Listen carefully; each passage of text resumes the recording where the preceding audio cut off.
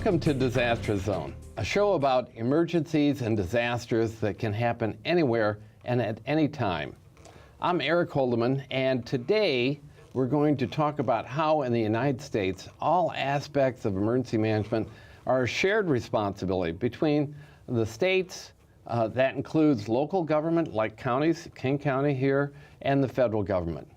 Today we're talking with Major General Bret Daugherty, and he's the leader, the commander of the Washington State National Guard. He is also, Bret, thank you for being glad to be here on the show, the Absolutely. Director of Emergency Management for the state, and the Military Department Director also. You have, like you say, many hats. Correct, I do. Yeah, thanks. Right. And it's great to be here with you today and to talk about these disasters. Well, thanks for making time for it. Absolutely. And made people think about in a disaster response where the National Guard is a uniformed resource they see early on. Right. And what are the different types of specialized equipment that's used, and how are they deployed for responding to helicopters? I'm sorry, I'd say helicopters, responding to disasters. You gave my answer. Yeah. I was actually going to start with our helicopters. All right. So within our Army National Guard, we do have helicopters. So we have the CH-47 Chinook helicopters, which are the big, look like a flying banana with it's two rotors. Two rotor system, right. Correct. And so we use those an awful lot during fire season. Now, our unit has been deployed to Iraq for the last year, but they'll be back in time for next fire season. And they drop about 2,000 gallons at a shot when they're fighting fires. Okay. But they're also great for airdropping of supplies or even soldiers if we have to do that, and also just air movement. And we also have the UH-60 Blackhawk. Most people are familiar with that. And we really kind of have two versions. One is just a regular utility helicopter, and we also have a medevac detachment now. Okay. And that's very helpful. We also have the UH-72 Lakota, which is two variants. One is a kind of a first aid platform, has a hoist and can accommodate a litter. Okay. And then the other has a forward-looking infrared radar and a camera on it, which is really great for search and rescue. We get hikers that are lost and whatnot. So we've got helicopters. We're also converting the 81st Brigade from a heavy armored unit to a Stryker Brigade, which means we're going to have wheeled vehicles with an enormous amount of digital communications on board. So that's going to give us a great capacity to respond. And then we also have other, specialized stuff within really kind of our joint forces. We have a Homeland Response Force, and that's really like a giant decontamination setup. It was used up at OSO to help decontaminate people coming out of the mud. We have a Civil Support Team, which is really kind of a very capable portable lab, and they work with local law enforcement, typically, investigating what's the mystery white powder that's been discovered. And also within that Homeland Response Force, we have an Air Guard contingent that provides us with a search and extraction team for collapsed buildings and that type of thing. Also a fatality search and recovery team, which was also used up at OSO. And then just strictly looking at the Air National Guard, kind of two things really stand out there. In addition to their communications suite that they deploy all the time, we have KC-135 tanker jet aircraft. And in addition to carrying fuel, they can also carry, a large number of personnel and equipment. So we use those a lot during Katrina to get people and equipment down there for that. And then and our cyber folks are very busy nowadays as well. And I think we've got some of the best cyber protection folks that are out there. And so the governor will bring them onto state active duty and deploy them to help harden state networks. And also, we've been working with some of the power providers and helping them harden their structures as well. So It's quite a bit of capability in there. How about very briefly discuss, because it can be complicated, how you're a resource to the state. You're the state's National Guard, yet sometimes you're activated under federal auspices, but generally you're Washington State citizens and guardsmen. Right, and that's exactly right. So we're citizens, soldiers, and airmen. The vast majority of our force has, a double life going. They have full-time civilian careers, and then they also serve in either the Army National Guard or the Air National Guard. And we have 6,000 soldiers in our Washington Army Guard. We have 2,000 airmen in our Air National Guard. And as you mentioned, most of the time we're under the control of the governor, and the vast majority of our force is usually in that status. But since 9/11, You know, even though we have 8,000 members, we've deployed 18,000 members overseas over the last 15 years. In repeated deployments. In repeated deployments, correct. Yeah, right. And so that's become just really kind of a standard way of doing business for us. We're really an operational reserve of both the Army and the Air Force now. As opposed to years ago during the Cold War, we were really a strategic reserve that would, you know, kind of like break glass in Yeah. case of World War III. But we're really an operational force now. Yeah. So when we go on active duty, then we fall under the command and control, of course, of the Commander-in-Chief, the President. Okay. Yeah. And we talked before about these different hats. Right.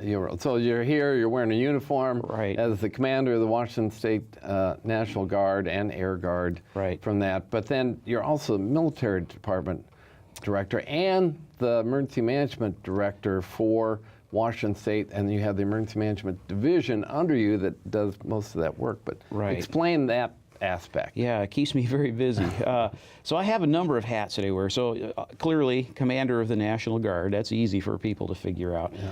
But I'm also the Homeland Security Advisor to Governor Inslee. So that means I'm the That's another hat. Correct. Yep. So I'm the interface between the Department of Homeland Security and state government. And that keeps me pretty busy, as you might imagine. So I interact there with Department of Homeland Security, the FBI, the Washington State Fusion Center. And then I have a Homeland Security staff, but they also have another job. They're kind of dual-hatted within our Emergency Management Division. So part of the Washington Military Department, which is a state agency, is the Emergency Management Division. And the director of that is actually Robert Ezell, and Robert works for me as the agency director. Yeah. So we do have emergency management, and that is a civilian component of our agency, but we really function now as one team. Due to fiscal constraints and everything else, we just can't afford to have these silos, so we're really trying hard to work together across our entire agency to find efficiencies. And so the National Guard and Emergency Management Division really work very closely together now, and I think we're doing a pretty good job because of that. So those are a couple of my hats. And then yet another hat is I'm the state's senior official for responding to a significant cyber incident. And I also have that nested both within Emergency Management Division. Washington is the only state that I'm aware of that has actually hired a cyber planner within the Emergency Management Division staff, and also within the Air National Guard primarily. So those are the different hats that I wear. But the way to kind of keep it straight is that we're a state agency with these different responsibilities. You're a member of Governor Inslee's cabinet. Correct. I'm a member of his executive cabinet, right. Yeah. Now, when you sit in a cabinet situation, are you wearing all your hats at the same time, or are you only wearing one hat? No, I have to wear all my hats and answer questions as they come up for all those areas of responsibility. Okay. And how's this compare? Years ago, about half the states had emergency management under the National Guard. How you've described it here today, how's that compare to other states where it is under the National Guard? Yeah, I think I've got the most hats of any Adjutant General in our country right now. But having said that, there are other Adjutants General that do have responsibility for emergency management. Others have responsibility for Homeland Security, but not emergency management. And some are just strictly the National Guard. So it's really a mix out there. Okay. But I think we're right around a dozen of what they call super tags that have got, Homeland Security, emergency management, and the National Guard. Okay. Yep. Okay. Moving along here, I think it's important, though, talk briefly about the Western Air Defense Command. Oh, sure. That's an active duty-like responsibility that Washington Air Guard has. That's correct. So we have Washington Guardsmen working. Also, there's some Navy personnel in there and some Army folks as well, and our Canadian partners. And but our folks are Washington National Guardsmen, and it's a full-time operation over there. It's not a weekends only type of assignment.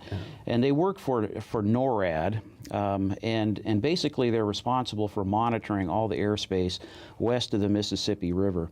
And they have the capability to back up the eastern air defense sector, and with the flip of a switch can actually monitor the airspace of the entire nation. And they've been very active since 9/11, as you might imagine, and monitor virtually everything in the air and look for any type of suspicious activity or folks without flight plans and that type of thing. And then, hearkening back to the bad old days, we've had, recent Russian bombers paying us a visit. Yes. And so when that occurs, they have that responsibility as well, and we'll scramble fighters to tell those guys, I welcome remember, to America. it's probably maybe 5, 6 years ago, where a civilian aircraft got too close to Air Force One, and a couple fighters were scrambled out of Portland, I think, That's and correct. they came up full Mach, they breaking were the sound barrier. Right. Yeah, I remember that as well. I thought the guys at Fort Lewis had blown up something, and they called me, asked me what the heck we were doing, and we hadn't done anything. But it was the F-15s out of the Air National Guard down in Oregon that have that responsibility to respond. Okay. And so then explain how the Washington State Emergency Management Division functions in coordination with other state agencies, but then also they have responsibilities to work with FEMA, other federal agencies, and then cities and counties. Right. Well, you really kind of alluded that in your intro. It's a team approach out there when it comes to responding to disasters, and so we have to build really solid working relationships with our local and tribal partners, and also with FEMA before a disaster ever strikes. So we put a lot of time and energy into that. And we have a great working relationship with FEMA. I'm really happy about that. The Region 10 Director, Ken Murphy, is a key member of our Emergency Management Council, and comes down and meets with us at least about every other month or so. And so we stay in real tight contact with FEMA, and they played a big role in helping us develop our earthquake response plan, for instance. Okay. And then also we reach out and work with city, town, county, tribal emergency management offices in advance, and really try to work with them and think through how will they respond to a disaster, and what is it that they think they might need, so that we can anticipate and do a better job of providing support. Okay. Yeah. And we were talking before the show started about all the complexities of increasing risks that we have. Oh, yeah. Compared, I once made a list of everything. I've been in this business about 25, 26 years on the civilian side. Right. And I've got about 10 things I've added to the list that weren't there. Cybersecurity, global warming, terrorism here in the homeland that weren't there 25 years ago. Right.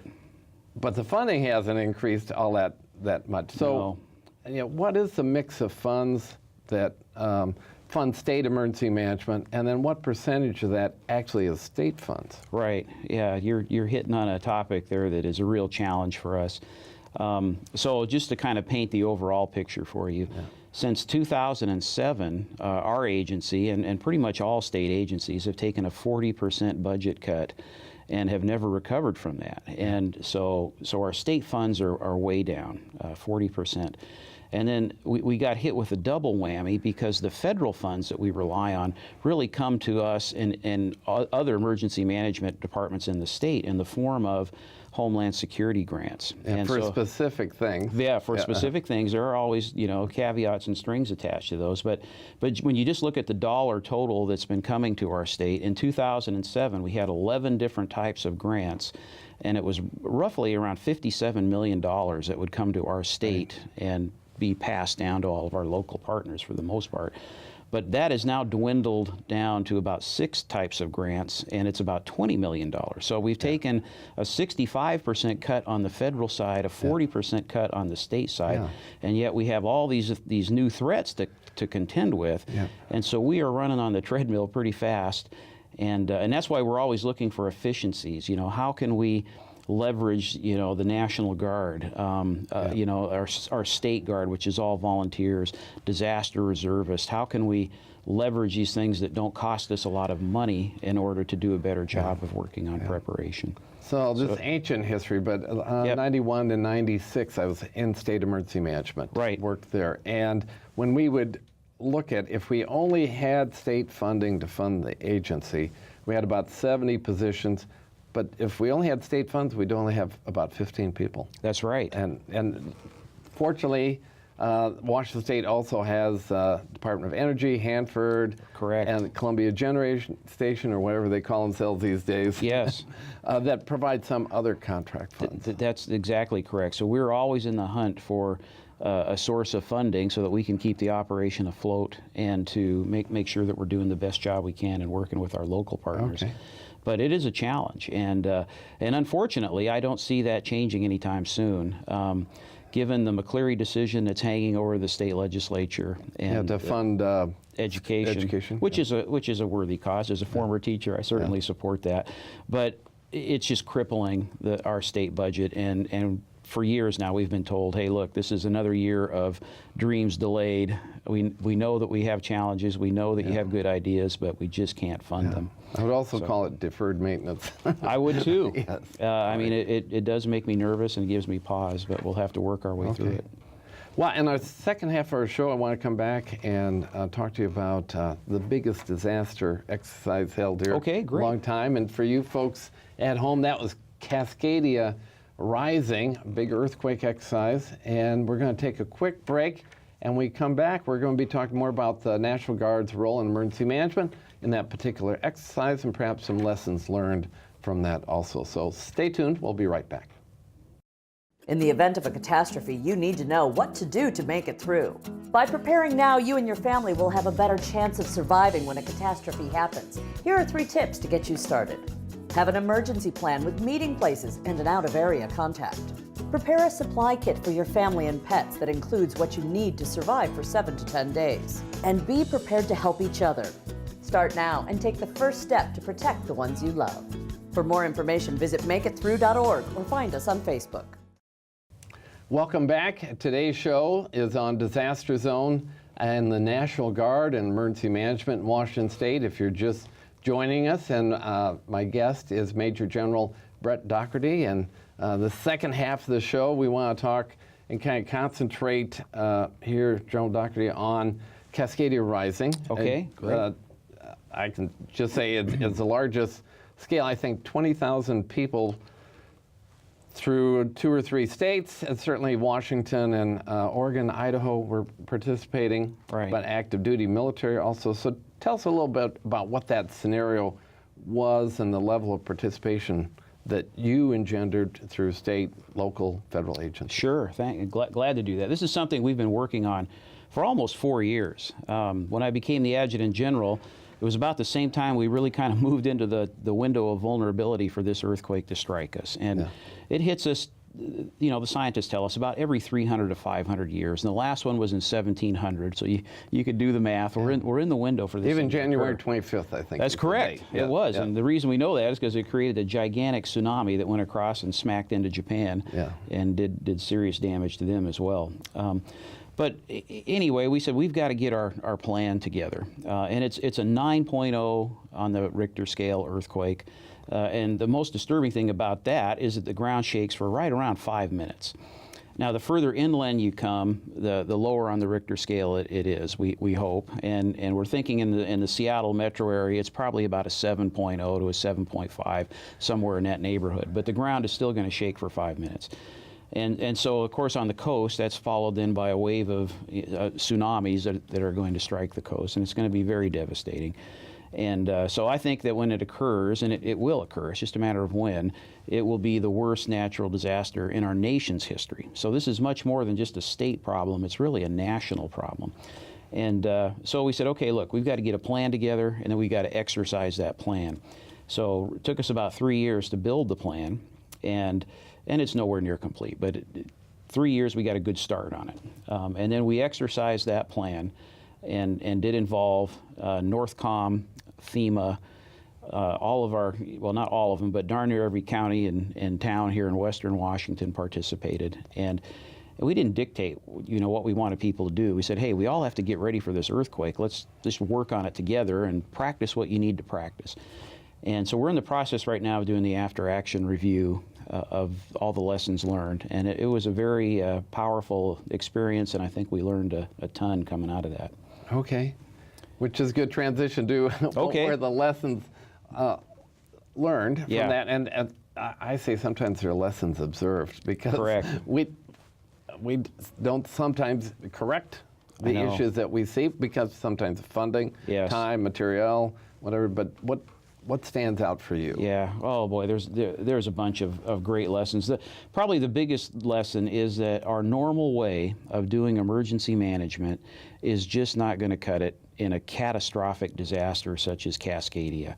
And the normal way of doing things, the locals give it everything they have, and when they're out of assets, then they turn to the state and ask for help, and when we get the request, we try to source it. Yeah, I call it a pull system. Correct, and that's what we call it as well, a pull system, and we've discovered that is not going to get it. What we need to do is develop a push system, which is going to put the requirement on us to do a lot more detailed planning and coordination with all of our local and tribal partners before the earthquake strikes, and really get our arms around what is going to be needed, and kind of agree to a push package, and then coordinate that back up through the state, because we're going to be impacted by this as well, all the way back up to FEMA, and so that we've identified what assets are going to be needed, and when the ground starts shaking, that stuff just starts flowing, and so we're going to push down to all of our local partners, as opposed to waiting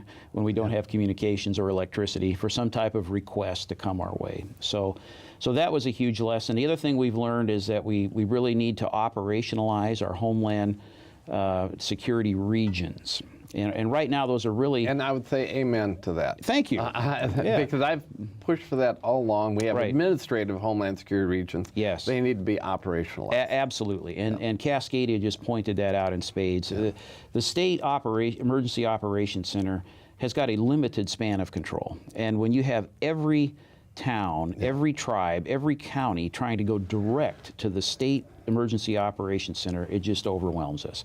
And so what we really need to do is take a more regional approach. And so our vision is that we operationalize our homeland security regions, and then we also assign, kind of pre-identify a FEMA incident management team that would roll in there, and also a military geographically based task force, which is what we practiced during Cascadia.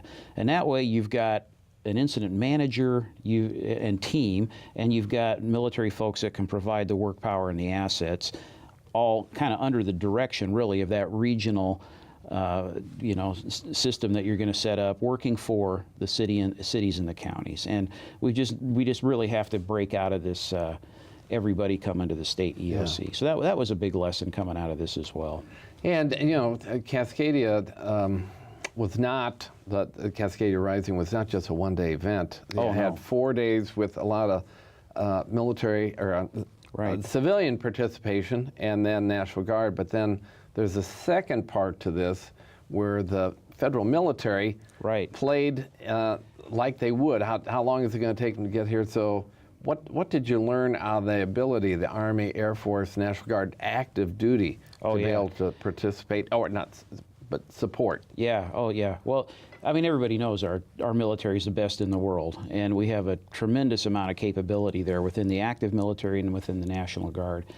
But what we know is that it's going to take time for all these assets and resources to get here. Yeah. So that was a big lesson. We really need to have the plan for how are we going to get through the first week or so on our own, really, with just what we have internally and maybe from some neighboring states that can get there quickly. Yeah, I've heard 8 to 9 days before really have initially boots on the ground. You're absolutely correct. So they aren't there providing services, they're just arriving. Just getting there. And so, for instance, we're relying a lot on our friends in the Navy and the Marine Corps to come up from San Diego to our coast, because we're not going to be able to drive there. All those bridges are coming down, and it's going to take them at least a week to get there. And that's if they can quickly mobilize and get under steam and start heading our way. So it's going to take time, and so that has driven us to the fact that we really need to get that message out to our citizens that they really need to take this seriously and prepare themselves, their families, their neighbors to be on their own for at least a couple of weeks. And that means a couple of weeks worth of food and, some source of water purification tablets, that type of stuff that they need to get serious about. Yeah, and it is. I mean, I call it the time-space continuum. Yes.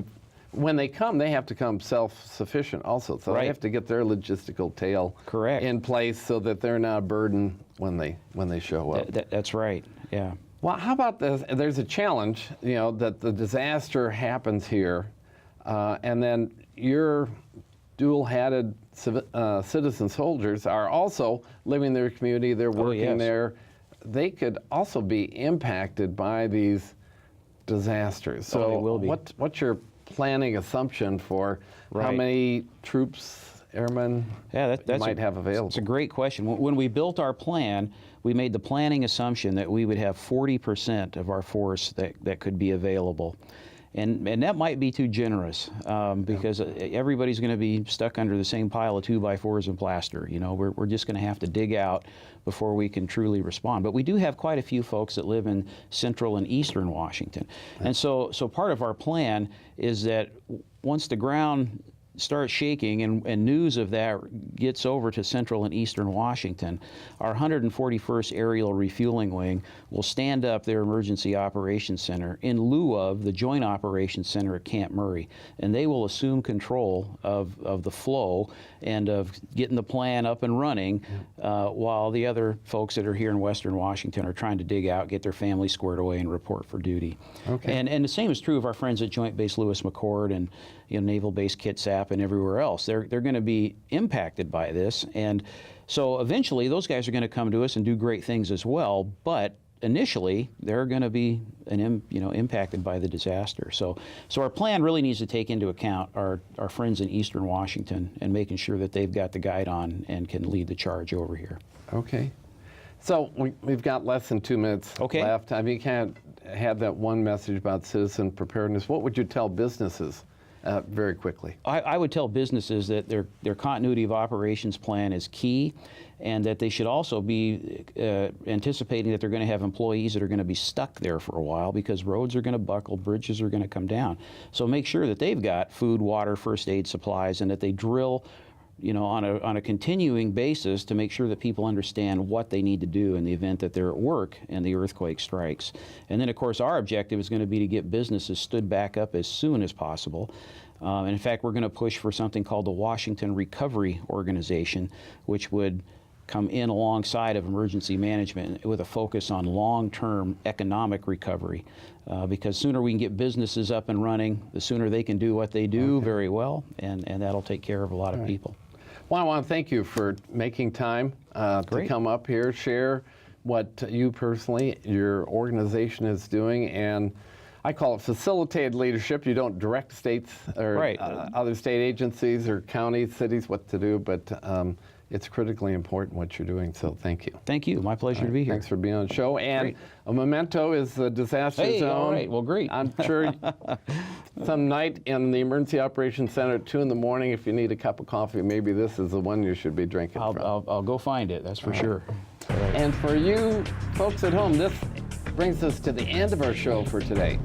Thanks for tuning in, learning more about what you and others can do to become better prepared and why you need to be preparing based on what you heard here today. And remember, if you're going to get prepared, today is a good day to start. Have a great day. Tune in again soon, and bye-bye.